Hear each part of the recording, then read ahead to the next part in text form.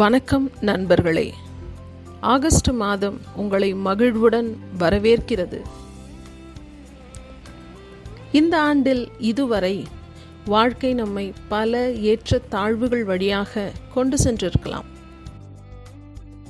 சில நாட்கள் மகிழ்ச்சியானவைகளாகவும் வேறு சில நாட்கள் கடினமானவைகளாகவும் இருந்திருக்கலாம்.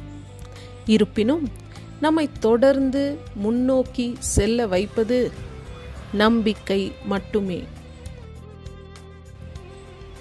பைபிளில் சங்கீதம் 71:20 அநேக இக்கட்டுகளையும் ஆபத்துக்களையும் காணும்படி செய்த என்னை நீர் திரும்பவும் உயிர்ப்பித்து திரும்பவும் என்னை பாதாளங்களிலிருந்து ஏறப்பண்ணுவீர் என்று கூறப்பட்டுள்ளது.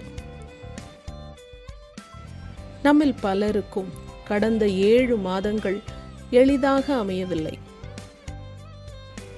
சிலர் தங்கள் தொழில் வாழ்க்கையில் பின்னடைவுகளையோ, உறவுகளில் சிக்கல்களையோ, உடல் நலம் சார்ந்த சவால்களையோ அல்லது எதிர்பாராத ஏமாற்றங்களையோ எதிர்கொண்டீர்கள்.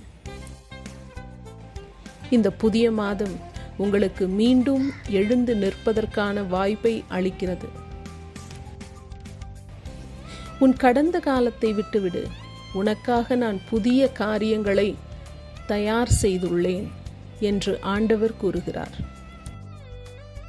சில சமயங்களில் இயேசு என் வாழ்க்கையை தன் கட்டுப்பாட்டில் வைத்திருக்கிறார் என்றால் ஏன் இத்தகைய வேதனையான காலங்களை அவர் அனுமதித்தார் என்று நாம் சிந்திக்கக்கூடும்.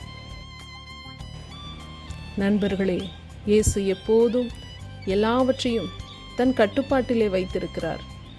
அவர் உங்களை கைவிடவில்லை. உங்களை செம்மைப்படுத்தவும் தூய்மைப்படுத்தவும் இனி வரவிருக்கும் காரியங்களுக்காக உங்களை தயார்படுத்தவுமே அவர் அத்தகைய காலங்களை அனுமதித்துள்ளார்.